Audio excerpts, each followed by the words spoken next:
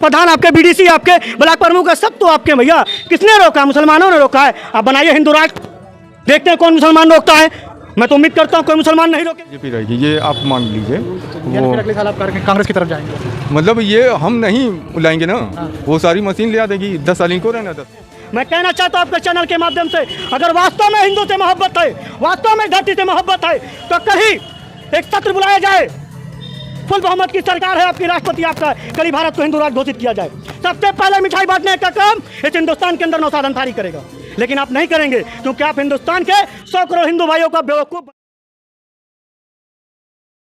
निकलने। उनसे सोचा कि चुनाव पर चर्चा करें और पूछे कि आगामी चुनाव में सरकार किसी की बनेगी, सत्ता किसकी, कौन दिल्ली की गद्दी पर काबिज होगा। इसको लेकर जो लोग नमाज़ पढ़ के आ रहे हैं, पहले हम उनसे बात करेंगे। आप लोग नमाज़ पढ़ के आ रहे हैं, तो 24 का चुनाव आ रहा है, किसके साथ जाएंगे, इंडिया या फिर इंडिया? तो मोदी जी के साथ जाएंगे या विपक्ष के साथ जाएंगे 24 के चुनाव पे? गठबंधन है, उसका नाम इंडिया है, मोदी जी का वो इंडिया। किधर जाएंगे? तो वही जो समाजवादी कांग्रेस का जो होता है, कांग्रेस की तरफ जाएंगे। ठीक है, आप किसकी तरफ जाएंगे सर 24 के चुनाव में? अभी हालात देखा जाएगा कैसा है। फिलहाल हालात क्या बता रहे हैं आपके नज़रिए से? अभी तो कुछ नहीं है। तो मत तो देना है सर। हाँ, देना है। कभी जब चुनाव के कुछ मसले मसाइल जब समझा जाएगा कि हमारे पार्टियां तो अपनी तरफ से तैयारियां कर लगी हुई हैं। नहीं, हमारे हालात सही हो जाएंगे तो फिर पार्टी के लिए सोचा जाएगा। फिलहाल के मत से कुछ तो बता फिलहाल कुछ नहीं। आप लोग वोट देते हैं चाचा, 24 में चुनाव आ रहा है, किसको वोट देंगे? अभी काफ़ी टाइम है, अब कैसे बता दिया जाए अभी तुरंत?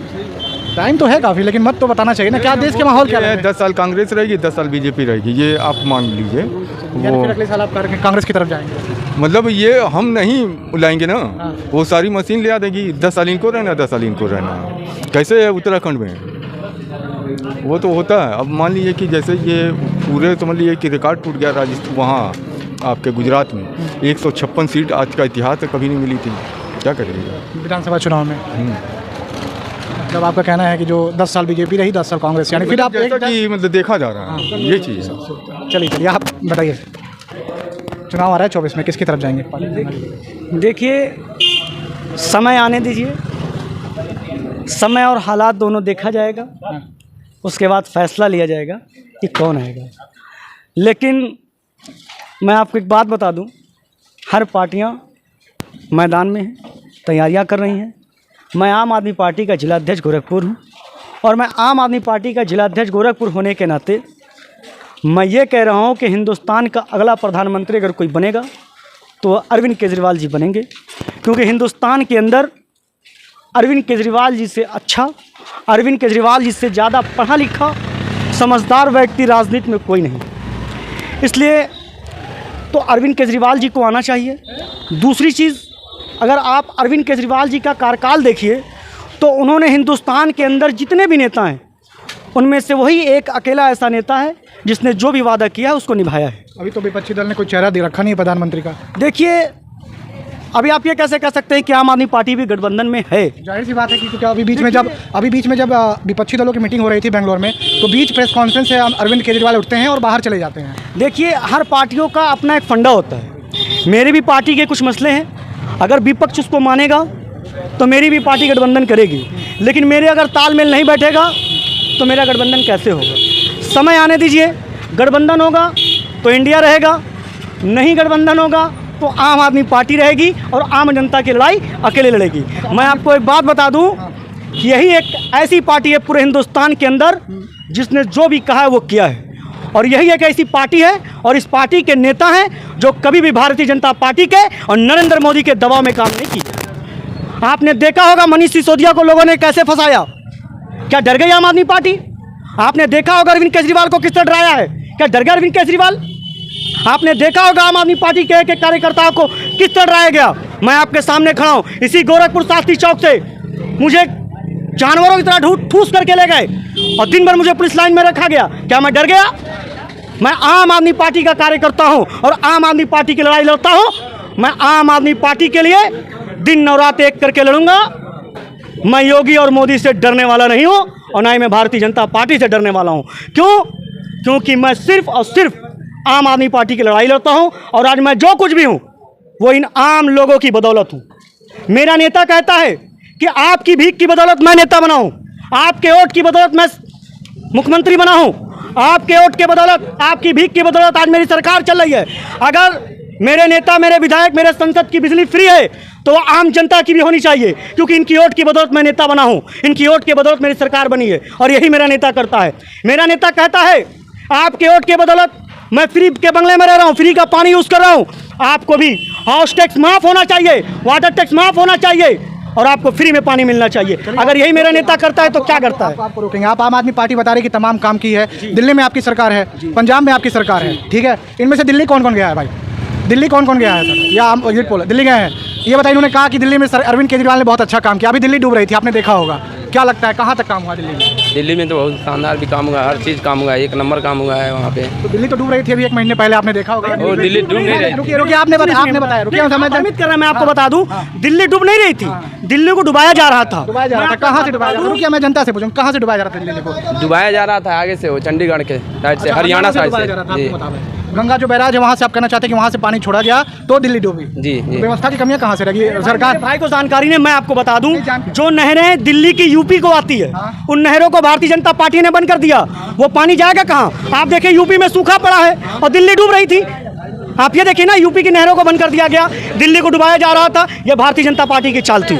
यदि यूपी की नहरों को खोल दिया गया होता तो आज यूपी में सूखा ना होता, दिल्ली ना डूबती। दिल्ली को डुबाने में सबसे बड़ा हाथ अगर रहा तो भारतीय जनता पार्टी का रहा। तो व्यवस्थाएं तो सिस्टम कहाँ से जाती है? आपके सीएम थे, आपकी सरकार थी दिल्ली में, और आप कह रहे हैं केंद्र सरकार दिल्ली डुबा दी। आप ये बताइए ना, दिल्ली में हमारी सरकार है, प्रशासन किसका है? प्रशासन किसका है वहाँ? वहाँ तो मोदी जी का है ना। मोदी जी अपने प्रशासन के लोग को भेज देते हैं। आप देखिए ना, आम आदमी पार्टी के लोग कोई काम करते हैं, सीबीआई पहुँच जाती है, ईडी पहुँच जाती है। गोरखपुर उत्तर प्रदेश के अंदर अगर कोई काम करता है तो बाबा का बुलडोजर पहुँच जाता है। पहुँचता है कि नहीं पहुँचता है?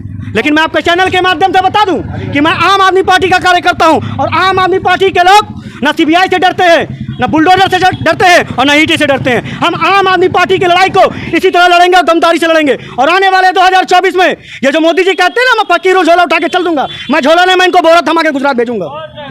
मैं बोरा उठा के आप गुजरात भेजेंगे? चाचा चुनाव रहा 24 में, किधर जाएंगे? बता तो दीजिए, मत है इसी देश में रहते हैं तो बताइए, मत रखिए, ठीक है, नहीं बोलेंगे भैया। आप बताइए, चुनाव आ रहा है 24 में, किधर जाएंगे? आम आदमी। आम आदमी यानी इंडिया की तरफ जाएंगे? इंडिया भैया को सुन के बता रहे हैं क्या? नहीं, लोग साथ में इंडिया साथ में जा रहे हैं, भैया के सुन के नाम पे जा रहे हैं। नहीं, साथ में नाम क्यों? रुकिए, नाम पे जा रहे हैं, रुकिए, आ रहा हूँ। भैया किधर जाएंगे 24 में? चुनाव आ रहा है। हमने तो अभी बताया कि मुसलमानों के हालात जो दुरुस्त करेंगे उसी के साथ जाएंगे। हालात दुरुस्त करेंगे, उसके साथ आप जाएंगे। जी बताएं। बता दूं, आप बार बार पूछ रहे हैं इन लोगों से कि आप इंडिया की तरफ जाओगे कि इंडिया की तरफ, तो मैं आपको एक बात बता दूं, ये जितने लोग यहाँ दिख रहे हैं ना, ये सब भारत माँ के लाल हैं।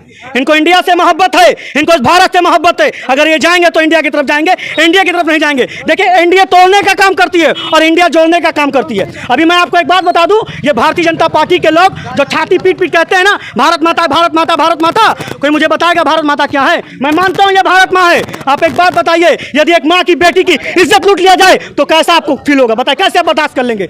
अगर एक माँ के लाल की हत्या कर दिया जाए, वो माँ कैसे बर्दाश्त कर लेगी? एक माँ की बेटी को नंगा घुमाया जा रहा है, कैसे माँ बर्दाश्त कर लेगी? आप बताइए। आप भारत माँ चिल्ला रहे हैं। इसी भारत माँ के अंदर भारत की 2 बेटियों को नंगा करके बाजारों में घुमाया गया, उनकी इज्जत लूट लिया गया। क्या यही भारत माँ? क्या भारत माँ को तकलीफ नहीं हुई थी?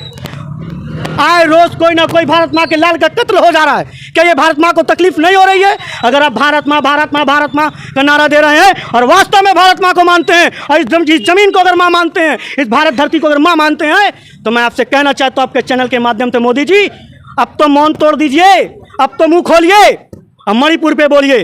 अच्छा, विपक्ष कह रहा है हिंदू राष्ट्र बनाने की बात, आप लोग बताइए क्या लगता है कि हिंदू राष्ट्र की बात ये लोग कह रहे हैं, विपक्ष में मौजूद हैं जो? अच्छा, आप एक चीज़ बताइए, हिंदू राष्ट्र बनने से रोका किसने है? सिर्फ मैं ये जानना चाहता हूँ कि हिंदू राष्ट्र बनने से रोका किसने है? आप लोग साथ हैं या नहीं? अरे मेरे भाई, यहाँ खड़ा हर मुसलमान मोदी जी के साथ है। आप बनाइए तो हिंदू राष्ट्र बनाने से किसको दिक्कत है बता दीजिए। और हिंदू राष्ट्र बनाने के लिए चाहिए क्या भैया? देखिए, राष्ट्रपति आपका, उपराष्ट्रपति आपका, राज्यपाल आपके, संसद आपके, विधायक आपके, मंत्री आपके, महापौर आपके, पार्षद आपके, प्रधान आपके, बीडीसी आपके, ब्लॉक प्रमुख, सब तो आपके। भैया किसने रोका? मुसलमानों ने रोका है। आप बनाइए हिंदू राष्ट्र, देखते हैं कौन मुसलमान रोकता है। मैं तो उम्मीद करता हूँ कोई मुसलमान नहीं रोकेगा। अगर आप कहते हैं कि मुसलमान को पत्ते को, तो मैं बताऊँ, बाबरी मस्जिद का फैसला आया था। बाबरी मस्जिद के फैसले के पहले लोगों ने कहा था कि अगर मुसलमानों के खिलाफ फैसला आएगा तो मुसलमान सड़क पे आएगा, मुसलमान आगजनी करेगा, मुसलमान पत्थर चलाएगा। एक भी घटना दिखाइए पूरे हिंदुस्तान के अंदर किसी मुसलमान ने पत्थर चलाया था, किसी मुसलमान ने आगजनी किया था, किसी मुसलमान ने चक्का जाम किया था? नहीं। मुसलमान ने कहा कि जो सुप्रीम कोर्ट का जजमेंट है उसको हम गले से लगाएंगे, और हमने माना, और आज राम मंदिर बनने के लिए हमने इजाजत दे दी, आज बन रही है। आप बनाइए हिंदू राष्ट्र, किसने रोका है? मेरे भाई, योगी, मोदी, अमित शाह, ये सब हिंदुस्तान के भोले भाले हमारे हिंदू भाइयों को बेवकूफ़ बनाने का काम कर रहे हैं। और इन सब का गुरु मोहन भागवत, ये भी हिंदुस्तान के हमारे हिंदू भाइयों को बेवकूफ़ बनाने का काम कर रहे हैं। सिर्फ हिंदू भाइयों को मंदिर, हिंदू राष्ट्र, पाकिस्तान इस नाम पर बैठा करके अपनी रोटी सेकने का काम कर रहे हैं। मैं कहना चाहता हूं आपके चैनल के माध्यम से, अगर वास्तव में हिंदू से मोहब्बत है, वास्तव में धरती से मोहब्बत है, तो कहीं एक सत्र बुलाया जाए, फुल बहुमत की सरकार है आपकी, राष्ट्रपति आपका, कल भारत को हिंदू राष्ट्र घोषित किया जाए। सबसे पहले मिठाई बांटने का काम इस हिंदुस्तान के अंदर नौशाद अंसारी करेगा। लेकिन आप नहीं करेंगे, क्योंकि आप हिंदुस्तान के 100 करोड़ हिंदू भाइयों को बेवकूफ़ बना रहे हैं। और अब ये बेवकूफ़ बनाने वाला काम नहीं चलेगा, क्योंकि 2024 में हम मुसलमान तो मुसलमान छोड़ दीजिए, इस हिंदुस्तान का हिंदू आपको उखाड़ फेंकने का काम करेगा। ये मेरा वादा है, क्योंकि हम आपसे परेशान नहीं हैं। हम आपको एक बात बता दें, कितना जुल्म करोगे आप, कितना जुल्म करोगे, करो जुल्म, हम तुम्हारा जुल्म सहने को तैयार हैं। लेकिन मैं एक बात बता दूं, हर यजीद के बाद एक हुसैन आया है, और इस यजीद के बाद भी एक हुसैन आएगा। तो हमें डर नहीं है। हम जब पैदा हुए और जब तक जिंदा रहेंगे, जब तक हमारी सांसें चलेगी, हम सिर्फ और सिर्फ अपने परवरदिगार से डरेंगे। ऐसे योगी या मोदी से नहीं डरेंगे। मैं कहता हूं कि बनाओ हिंदू राष्ट्र। आप हिंदू राष्ट्र की घोषणा कल करो, पूरे गोरखपुर के अंदर मिठाई बांटने का काम ये नौशाद अंसारी करेगा। आप नहीं कर पाओगे, क्योंकि आप हिंदुस्तान के हिंदू भाइयों को बेवकूफ़ बना करके अपनी रोटी सेकने का काम कर रहे हो, और ये अब काम नहीं चलेगा। और आप इंडिया और इंडिया की बात कर रहे हैं, तो हिंदुस्तान के 135 करोड़ लोगों को इंडिया से मोहब्बत है। और मैं समझता हूं कि आने वाले 2024 में पूरी की पूरी 135 करोड़ की आबादी इंडिया के साथ जाएगी, और इंडिया को बोरे में भर के मोदी जी के साथ गुजरात भेज देगी। अच्छा, मोदी जी के साथ गुजरात भेजेंगे। भैया युवा है, वोट देते हैं। अच्छा 24 का चुनाव आ रहा है, किधर जाएंगे बताइए, लेकिन उन्होंने तो बताया। अच्छा बताइए, आप वोट देते हैं? चलिए कोई बात नहीं। तमाम वो लोग थे, तमाम तस्वीरें थी। जुमे की नमाज़ थी, शुक्रवार की नमाज़ थी। उसके बाद हमने कोशिश किया लोगों के दिलों को टटोलने की और तमाम वो तस्वीरें समझने की कि आखिर 24 में जनता, जो मुस्लिम समुदाय है, कहीं ना कहीं इनको लेकर जो तमाम विपक्षी पार्टियां हैं वो राजनीति करती है, चाहे वो कोई भी पार्टी हो, कांग्रेस, समाजवादी पार्टी, तमाम वो पार्टियां हैं जो कहीं ना कहीं मुस्लिम समुदाय का वोट बटोरने के चक्कर में वो तमाम तस्वीरें लेकर सामने आती रहती है। कैमरा पर्सन राम कुमार के साथ कुशाग्र सिंह, गोरखपुर।